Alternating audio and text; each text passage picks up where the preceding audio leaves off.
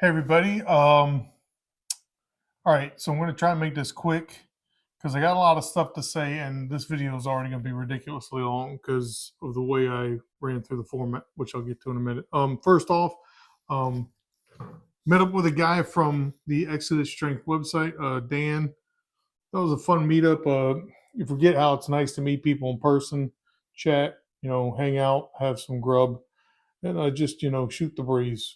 It was a great time. Hopefully, we can hang out again next time I'm down in his neck of the woods. Next point. Today I did both bench and deadlift. I was on travel this week, so I didn't have a bench day. Um, Wednesday, the day I would have normally benched, I was meeting with Dan, and I just didn't care about using the hotel gym. I used the hotel gym earlier in the week on Tuesday, right, and I did some work there for the legs. But I'm not that concerned about missing bench day as it were, because I'll make it up like I did. But that means I have to shorten up the deadlift slot, and it also means that I need to conserve energy. I'm shooting this video now. I haven't done accessories yet. I'll get to those in a few minutes. I really don't care what I get in, but anyhow, yeah. So bench and deadlift, and I got here Be Smart, right? Which is, again, if I'm going to go in and do a whole body session, that means I need to reduce volume on the first lift, so I've got some sort of glycogen to burn for the second lift, and just keep that kind of stuff in mind. See the next one. Yeah, this is this is a funny one, right? And Mark Bell had this shtick for a while when I was following him on Instagram, like a long time ago. When he lost a lot of weight and he was doing like keto or something, I don't remember what he was doing, but nonetheless, he lost a ton of weight. Good for him. And however he did it, I don't care. I just know he lost a ton of weight. He would get on he had this game he would play right when he get on the plane is, does the seatbelt fit or not? And like you get into the seat and then you pull the seatbelt, and does it close without you having to adjust it? And I've been whenever I fly, and I've flown several dozen times since he made those videos. I've noticed that it's nice to get into a seat and have to tighten it as opposed to loosen it all the way up. Therefore, I was having to loosen up the seatbelt almost every time I get in. Now there's a lot of times why I don't have to, which brings me to the other observation is I'm in the airport rather, and I hate the Charlotte airport with all the hatred one can muster. It's a terrible airport, and there's a ton of people there, and everyone's miserable.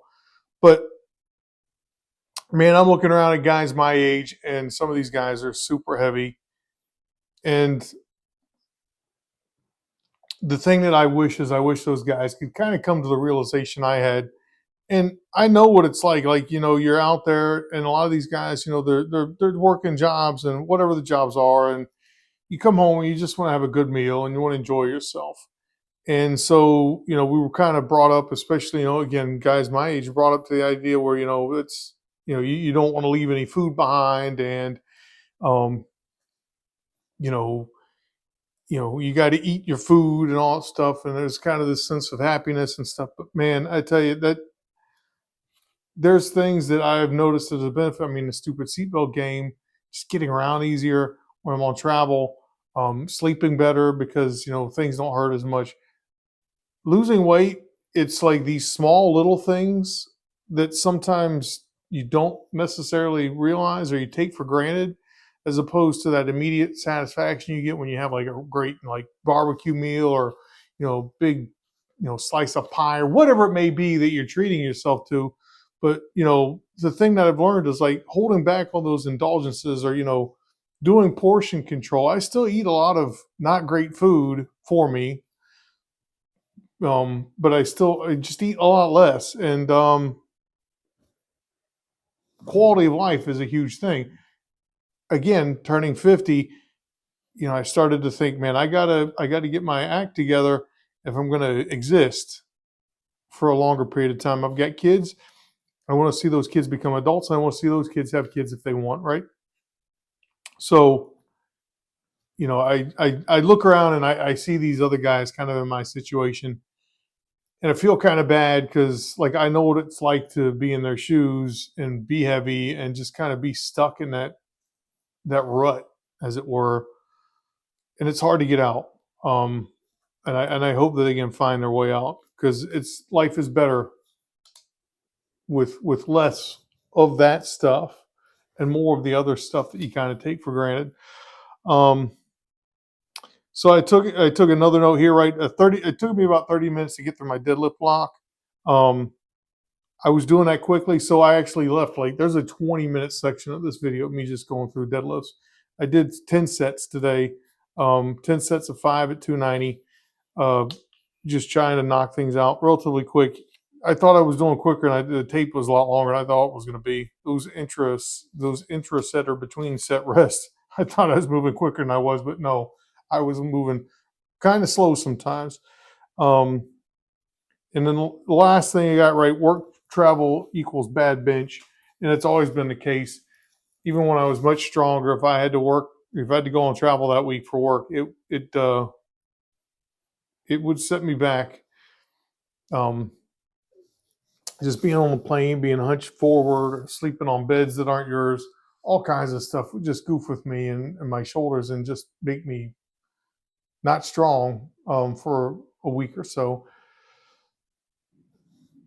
I mention that because a lot of people also travel and have work and have other things they got to do for life. And so that stuff's important, right? That's the stuff we do so that we can do other things.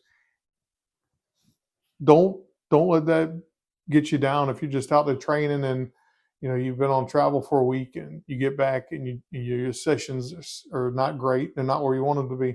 That's okay. You do like what I did. You just roll things back and you temper your expectations and you hit the things you can hit. You execute good, clean lifts and things will come back to normal. That's about it. So anyhow, it's going to be a long video, I should say. You'll hear me do a voiceover with the deadlift session. I'm talking about some ideas I have for hypertrophy and deadlift volume, what I think about the whole, like, you shouldn't deadlift too much kind of thing, or at least my spin on things. And anyhow, I if you listen to it, congrats. There's a lot of jibber jabber. It's a long tape, but thanks for being here, and hope you guys have a great weekend. Peace.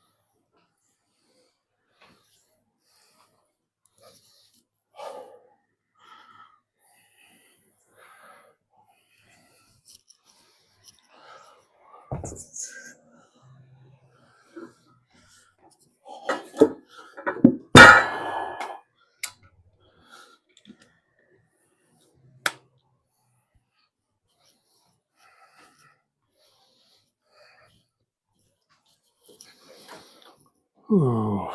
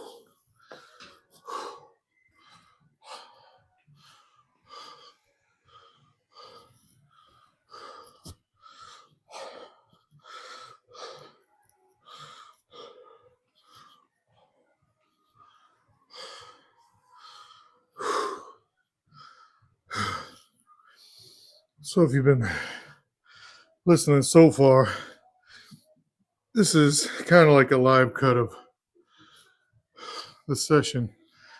I figured I'm going to go pretty quick today. So I'm just going to trip over my barbell. I was just going to go ahead and work through what I wanted to work through. Do it as quickly as I could. And then just kind of show everyone what that looks like on tape.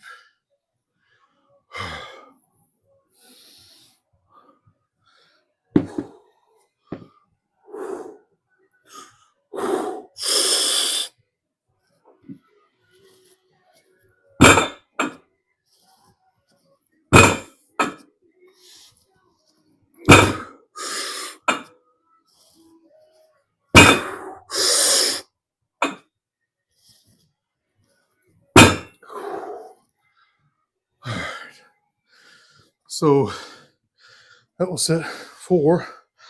Nothing heavy, 290, sets of 5. So First sets were really easy. Now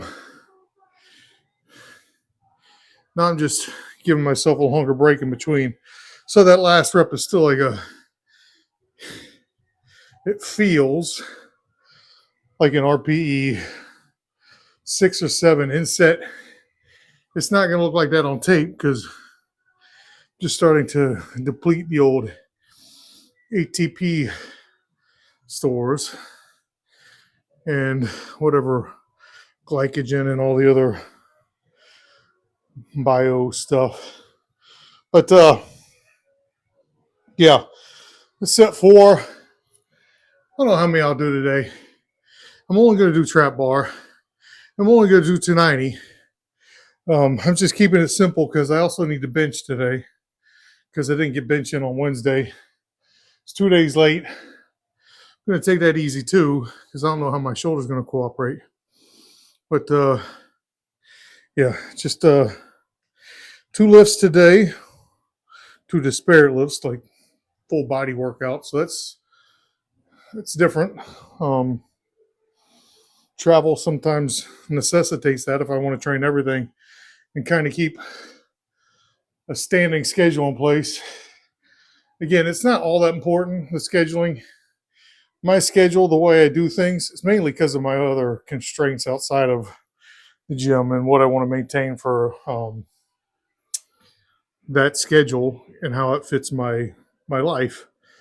All right, let's pull set 5 here.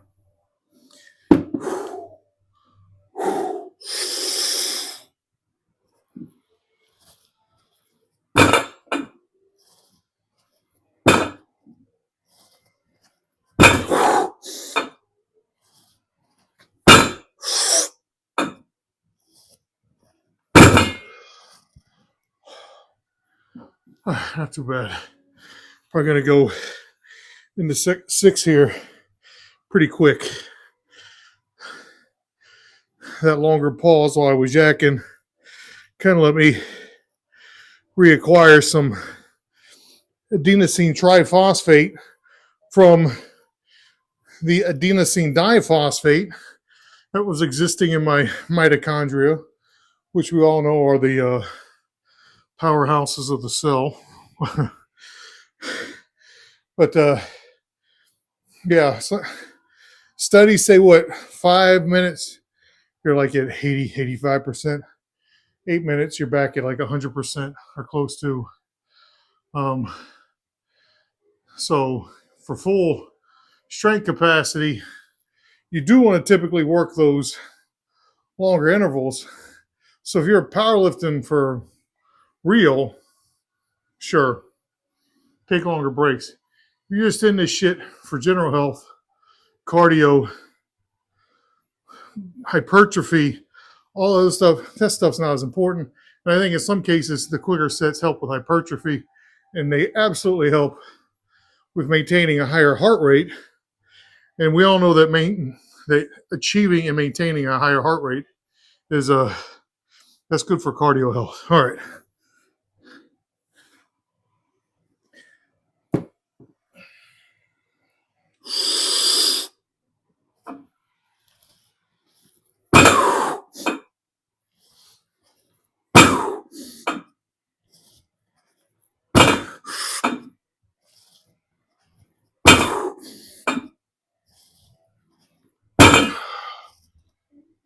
Not too bad.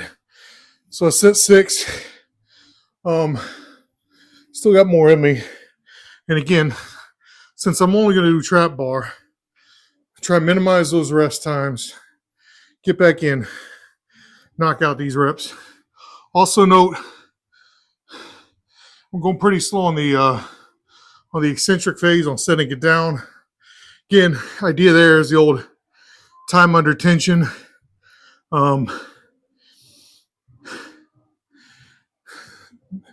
That integrates as well, right? So from physics, we have an integral, P of T dt. In that case, the pressure is a function of time times the partition of integration. Integrating that guy from T naught to T1, whatever. The integral right? That represents the amount of work done. If we square it, P squared dt, that's energy. So knowing that if we're lengthening the amount of time that these muscles are under contraction, both on the concentric phase, so on the deadlift, pulling the bar off the ground, and on the eccentric phase, setting the bar back down, the entire time we're fighting gravity. So that entire time we're expending energy. So if we're expending energy that entire time and our bodies are working as they should, which means that there should be some sort of hormonal and energetic systems starting to kick up to compensate for those needs. Energetic system, right? That's going to be more immediate.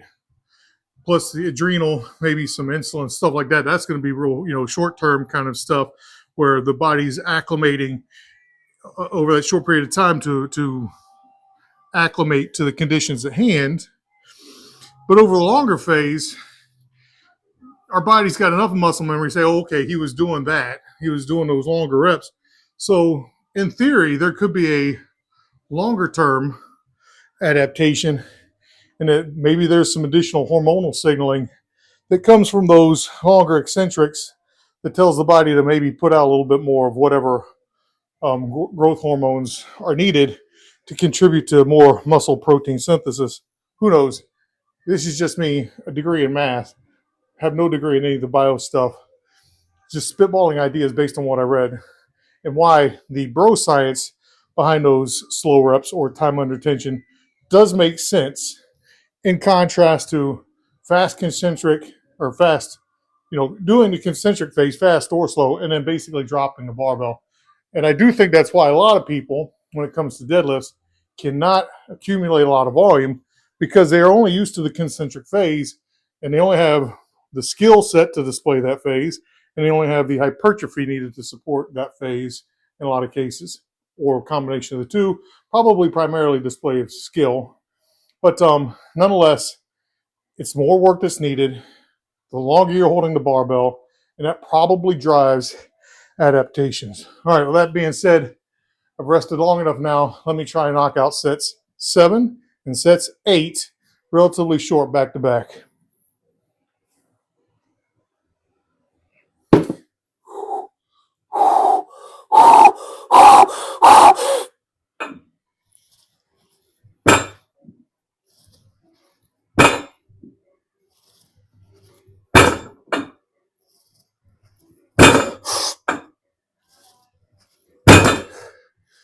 All right, quick pause.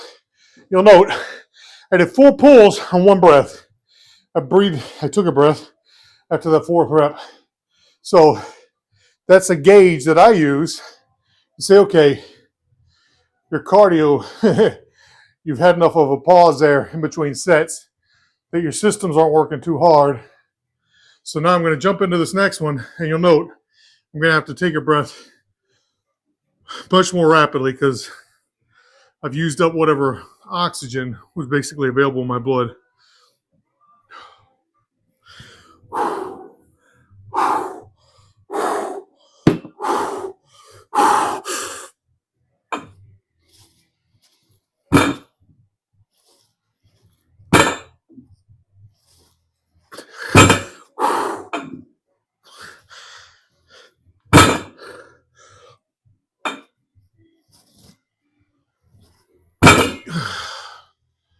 All right.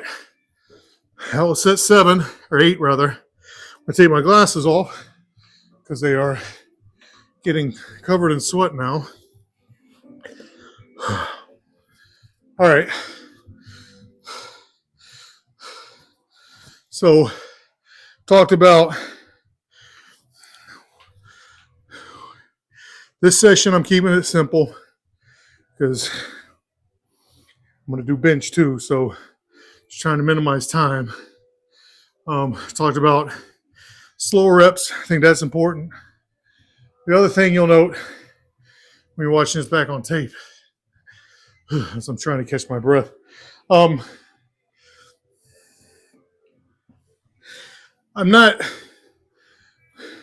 I'm going to like 95% complete at the top. So not every rep gets fully locked out. And that's just one of those things where I've learned in passing, if you can keep that tension up so that almost like with a squat, right? The squat works in reverse. We get the bar out of the rack and we do the eccentric phase first and then the concentric. And so we drop down, but before we drop down, if we're doing the squat right, we get a ton of tension in our midsection, our torso, right, to support our spine. And that's the smart thing to do.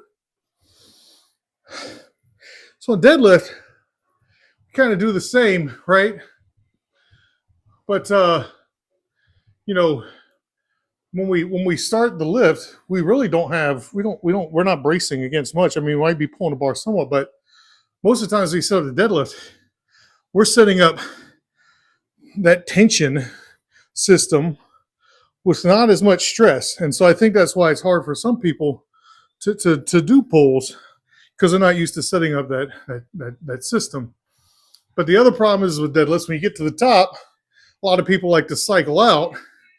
And so when you're done at the top there and you're like, okay, let me take a breath or let me take a pause, sometimes that goes slack, and that makes it harder to go with that slow eccentric phase. So what I do a little bit differently, if I know I'm going to do those slow eccentrics, or sometimes it's just natural, kind of like muscle memory at this stage of the game, is I'll be pulling those slow reps, or I know I'm going to be doing the slow eccentrics.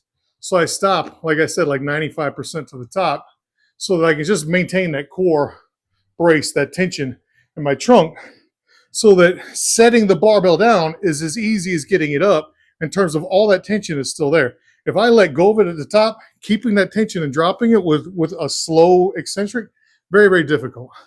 So there's your other tip for deadlifts. And I do a lot of deadlifts, and I've learned a lot from doing a lot of deadlifts.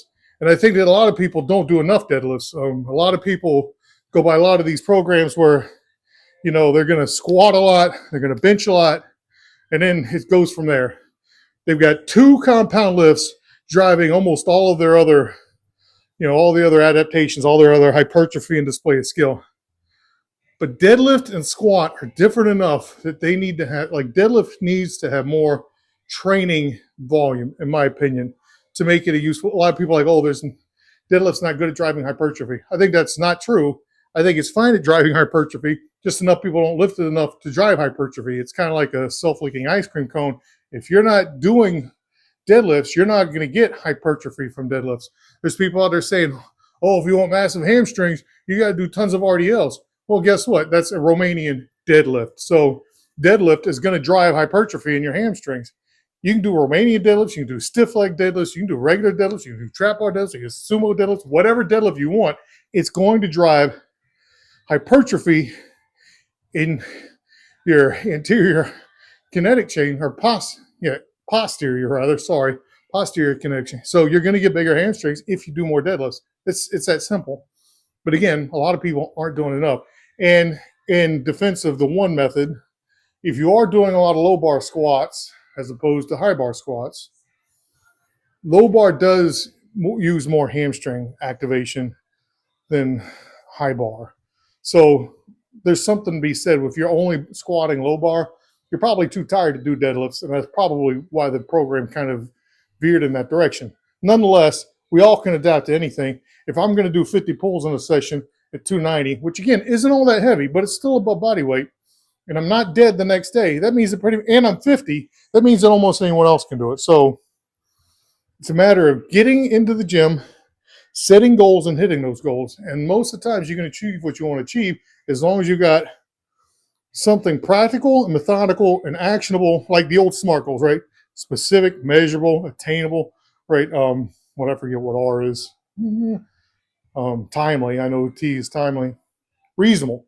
SMART, measurable, attainable, reasonable, and timely, right? So if you have goals that kind of fit within that business paradigm, but just they're tractable. You can measure progress. The progress is incremental. It makes logical sense. You have a program like that, you're going and you can apply it, and you have the means and capability both of schedule, availability of implementations, and all those things to implement the program, then you'll pretty much hit a lot of the goals you want to hit. And they need to be reasonable, because a lot of times, like, oh, I'm going to pull 700 pounds, I'm going to do it at 165. Yeah, no, a lot of people are not going to do that in their lifetime, but some people will. All right, talked enough. We do set 9. Hopefully, because I've talked enough now, kind of got some oxygen back in my blood, a little bit of recomp in terms of the energy systems on board. And yeah, I should be able to knock out set 9 here and almost right back onto it, set 10. And then I'm going to move on to bench.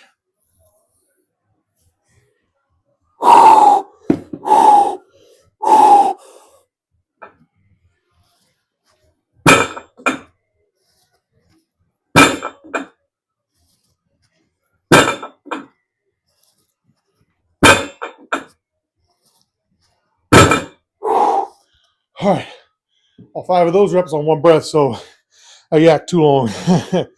All right, let's get back into it. We'll pull these last 5 really quick, make it look easy. Might botch the eccentrics, but who cares? All right, set 10, nice and easy.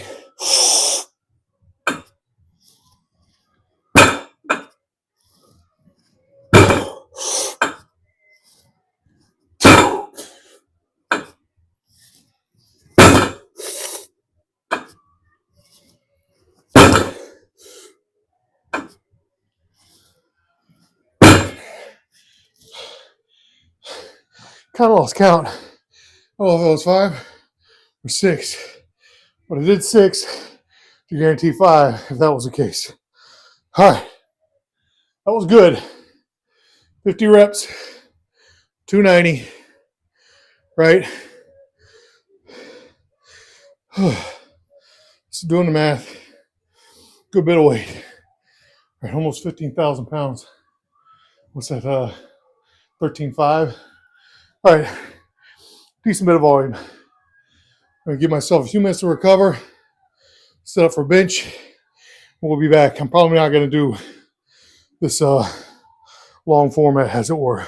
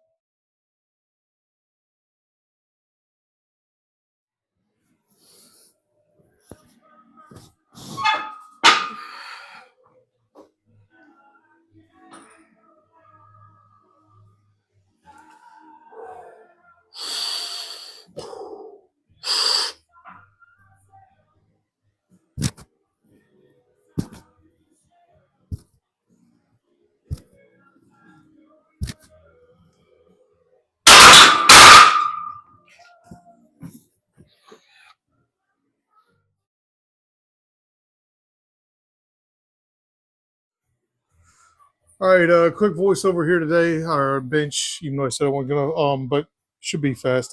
Just setting up my upper back, making sure I'm doing that. I dropped the weight. I'm only doing 155, making things nice and easy. My shoulders are tired, and I'll be explaining that in the preamble, which you'll hear before this, anyhow.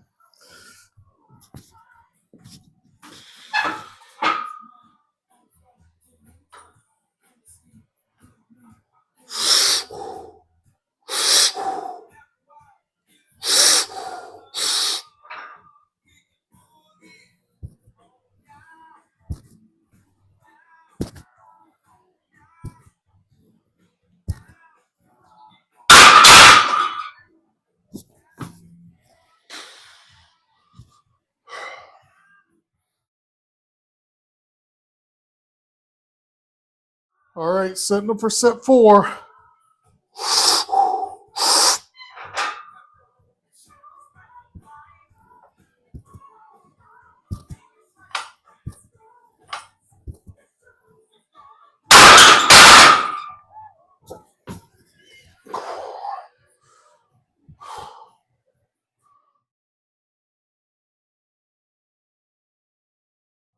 All right, if you made it this far and you're still listening, congratulations. I don't know what you win, but good for you. You've listened to this whole very long, way too long video on my session today on a Friday, just trying to get bench and pulls on the same day. Still trying to set up my back. Shoulders are not happy, but cooperating.